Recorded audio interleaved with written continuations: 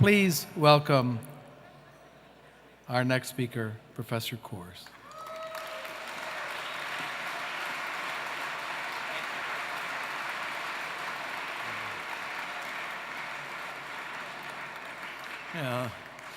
It is a signal honor to find myself among such heroes of liberty and to be introduced by someone whom I consider one of the genuine warriors for liberty. It's a privilege to be here.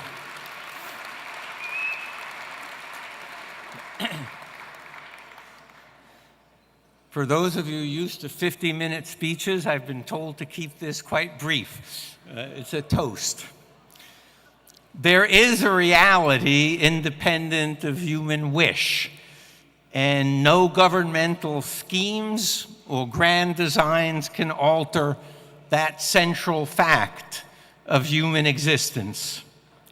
Freedom, we learn from that reality, is the great catalyst of human well-being and progress. One may design all the utopias and build all the gulags in the world, but the consequences of the reality principle play themselves out regardless, although the suffering caused by those designs and camps is virtually immeasurable. The schemes cannot change natural consequences, and we are part of that nature.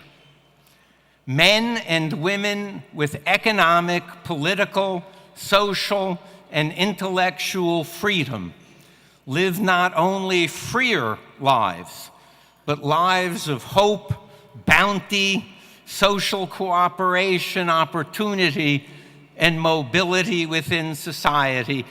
One may defend such freedom, of course, purely on the basis of rights. I often do, but note well that tyranny ultimately leads to a denial not only of what makes us human beings capable of morality, but also to deprivation and misery.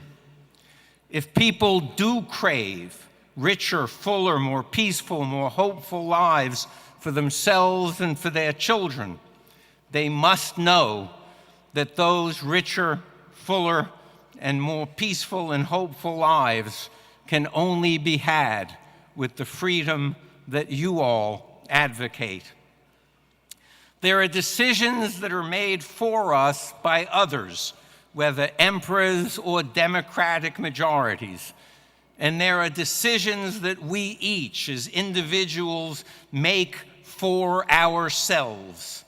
Individual freedom is the right to frame one's life and vocation according to one's own choices, knowledge, and values, and to enjoy the rewards and also to bear the costs of one's own choices.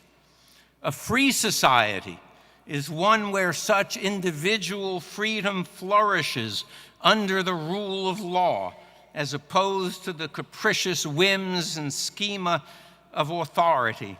A society in which legal equality, security in one's life and in the fruits of one's labor and risk, due process, and freedom of speech and conscience are every individual's birthright.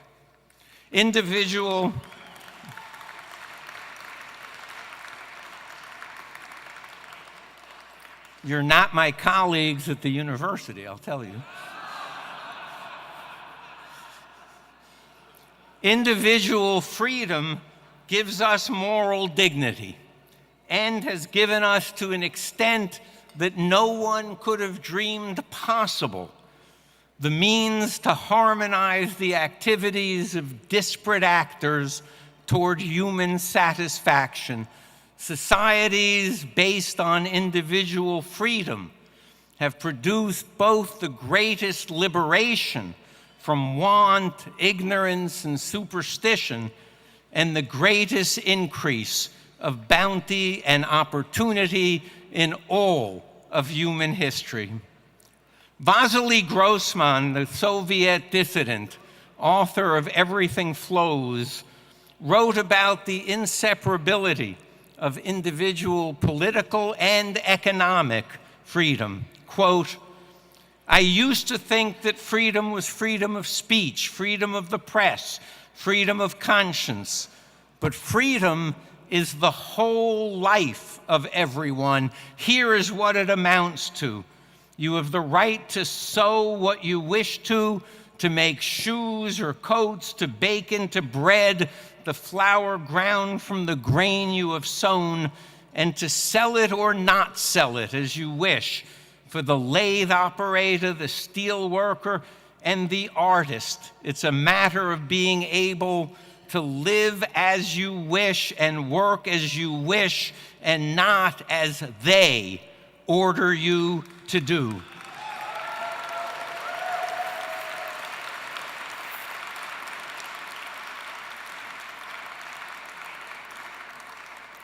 I should take credit for that, but close quote.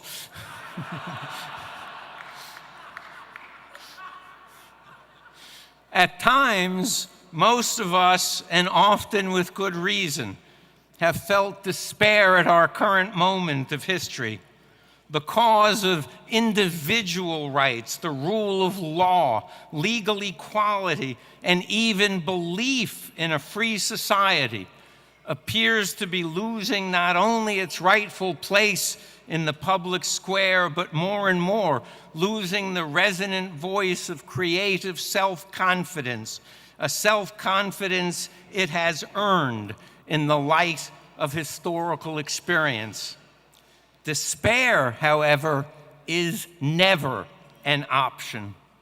Over 70 years ago, in the midst of a catastrophic war, and in a world in which the only public debates were among various collectivisms, a voice seemingly in the wilderness broke through that monopoly of discussion.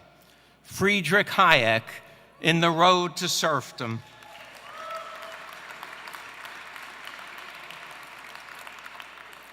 He rearranged the pieces of the historical puzzle, and for open minds, the truth about individual liberty, voluntary exchange, free trade, and the catastrophic dangers of totalizing societies. Almost everything he urged was confirmed by reality itself, and he planted seeds that changed the world. Hayek wrote in 1944, open quote, "Freedom to order our own conduct in the sphere where material circumstances force a choice upon us, and responsibility for the arrangement of our own life according to our own conscience is the air in which alone moral sense grows, and in which moral values are daily recreated in the free decision of the individual. Responsibility not to a superior, but to one's own conscience. The awareness of a duty not exacted by compulsion. The necessity to decide which of the things one values are to be sacrificed to others and bear the consequences of one's own decisions are the very essence of any morals which deserve the name," close quote.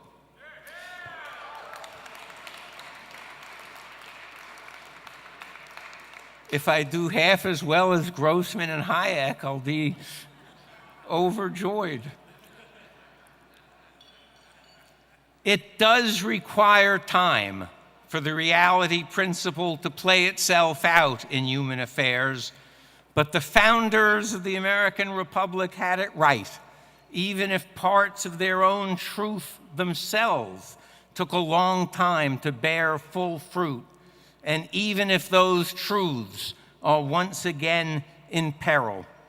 Free individuals accomplish the great things if government is restrained from interfering with their rights.